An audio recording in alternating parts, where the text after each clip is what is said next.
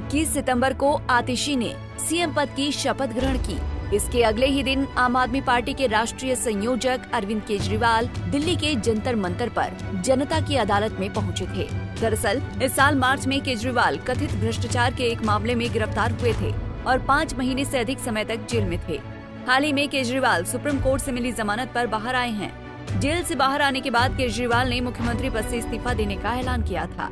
इस्तीफे के ऐलान करते हुए केजरीवाल ने कहा था कि वो ईमानदारी की उनकी राजनीति के आधार पर उनके भविष्य का फैसला लें। इसके लिए वो जनता की अदालत में जाएंगे।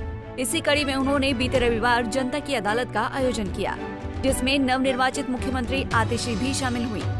जनता की अदालत लगाकर केजरीवाल ने जनता के बीच हुंकार भरी। इस दौरान उन्होंने बीजेपी पर जमकर हमला बोला। इसके साथ ही उन्होंने राष्ट्रीय स्वयंसेवक संघ यानी आरएसएस को भी निशाने पर लिया, जहां उन्होंने आरएसएस चीफ मोहन भागवत से 5 सवाल पूछे। सबसे पहले उन्होंने ईडी सीबीआई को लेकर पूछा कि जिस तरह मोदी जी देश भर में लालच देकर या ईडी सीबीआई का डर दिखाकर दूसरी पार्टी के नेताओं को तोड़ रहे हैं, सरकारें गिरा रहे हैं, क्या देश के लोकतंत्र के लिए सही है? क्या आप नहीं मानते ये भारतीय जनतंत्र के लिए हानिकारक है? मैं पूरे सम्मान के साथ मोहन भागवत जी से 5 प्रश्न पूछना चाहता हूं। मेरा पहला प्रश्न है मोहन भागवत जी से, जिस तरह मोदी जी देश भर में लालच देके या ईडी और सीबीआई की धमकी देके डरा के दूसरी पार्टी के नेताओं को तोड़ रहे हैं, पार्टियां तोड़ रहे हैं, सरकारें गिरा रहे हैं, क्या यह देश के लिए सही है? मैं मोहन भागवत जी से पूछना चाहता हूं, क्या आप नहीं मानते कि यह भारतीय जनतंत्र के लिए हानिकारक है? केजरीवाल ने अपने दूसरे सवाल में भ्रष्टाचार को लेकर सवाल किया कि देश भर में सबसे ज्यादा भ्रष्टाचारी नेताओं को मोदी ने अपनी पार्टी में शामिल करवाया। जिन नेताओं को कुछ दिन पहले उन्होंने खुद सबसे भ्रष्टाचारी बोला, जिन नेताओं को अमित शाह जी ने भ्रष्टाचारी बोला, कुछ दिन बाद उन्हें बीजेपी में शामिल करवा लिया। क्या आपने ऐसी बीजेपी की कल्पना की थी? क्या इस प्रकार की राजनीति पर आपकी सहमति है?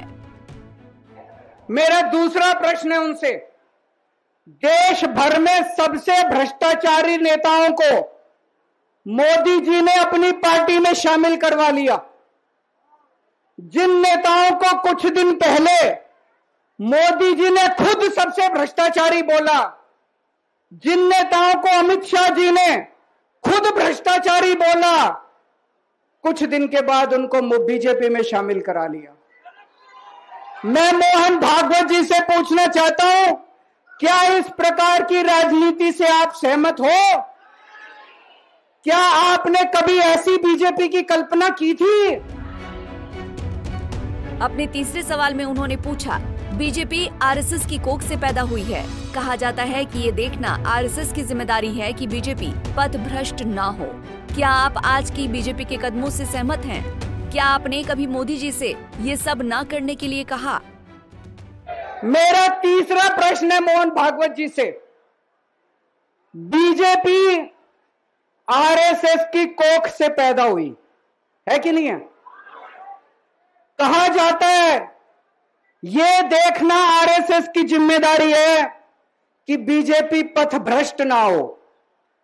मैं मोहन भागवत जी से पूछना चाहता हूं, क्या आप आज की बीजेपी के इन कदमों से सहमत हैं? क्या आपने कभी मोदी जी से ये सब ना करने के लिए बोला? मोहन भागवत जी बताएं कि क्या आपने मोदी जी को ये सब गलत हरकतें करने से रोका कभी? अपने चौथे सवाल में केजरीवाल ने जेपी नड्डा के बयान का जिक्र करते हुए पूछा कि चुनाव के दौरान जेपी नड्डा ने कहा कि बीजेपी को आरएसएस की जरूरत नहीं है, आरएसएस बीजेपी की मां समान है। क्या बेटा इतना बड़ा हो गया है कि मां को आंख दिखाने लगा है? मेरा चौथा प्रश्न है मोहन भागवत जी से, जेपी नड्डा जी ने लोकसभा चुनाव के दौरान उन्होंने कहा कि बीजेपी को अब आरएसएस की जरूरत नहीं है। आरएसएस बीजेपी की मां समान है कि नहीं है? क्या बेटा इतना बड़ा हो गया कि मां को आंखें दिखाने लग गया? क्या बेटा इतना बड़ा हो गया कि आज मां को आंखें दिखाने लग गया? जिस बेटे को पाल पोस के बड़ा किया, जिस बेटे को प्रधानमंत्री बनाया, आज वो बेटा पलट के मां को अपनी आंखें दिखा रहा है। मातृतुल्य संस्था आरएसएस, आज वो बेटा अपनी मातृतुल्य संस्था को आंखें दिखा रहा है। मैं मोहन भागवत जी से पूछना चाहता हूं, जब नड्डा जी ने ये कहा तो आपके दिल पे क्या गुजरी, आप जरा बताइए इस देश को। क्या आपको दुख नहीं हुआ?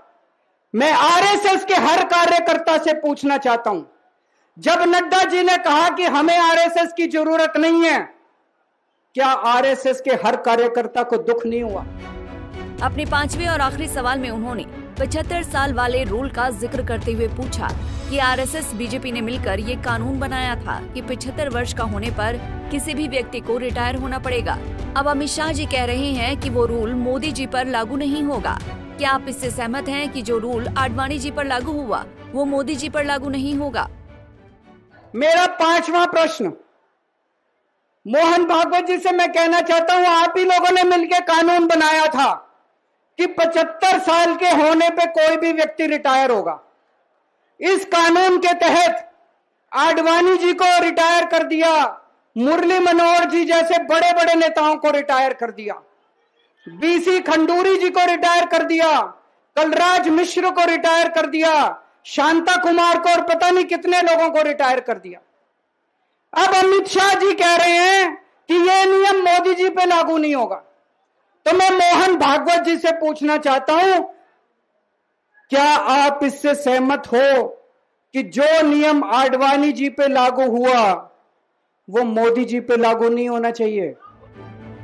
दरअसल केजरीवाल बीजेपी और मोदी शाह पर लगातार हमलावर हैं। ऐसे में वो चाहते हैं कि बीजेपी की मातृ संस्था आरएसएस को संशय में डाला जाए। ये जग जाहिर है कि आरएसएस की नाराजगी के कारण ही लोकसभा चुनाव में बीजेपी को कम सीटें आईं। ऐसे में केजरीवाल ने भी अपनी राजनीतिक रोटी सेक ली। यही वजह है कि केजरीवाल ने मोहन भागवत से ये सवाल पूछे हैं। आपको बताते चलें कि आगामी दिल्ली विधानसभा चुनावों को ध्यान में रखते हुए अरविंद केजरीवाल अपने सहयोगी मनीष सिसोदिया के साथ मिलकर अलग अलग विधानसभाओं में जनता की अदालत के तहत प्रचार करेंगे। इस मुहिम का उद्देश्य जनता के बीच पार्टी के साख को फिर से मजबूत करना है। खासकर पार्टी नेताओं के जेल जाने के कारण जो नुकसान हुआ उसे सुधारने की रणनीति बनाई जा रही है। केजरीवाल ने इस्तीफे के समय पार्टी कार्यकर्ताओं को संबोधित करते हुए स्पष्ट किया था कि वो तब तक मुख्यमंत्री पद पर वापस नहीं लौटेंगे जब तक जनता उन्हें अपनी अदालत में ईमानदार साबित नहीं कर देती है। Bureau report, Punjab Kesari TV.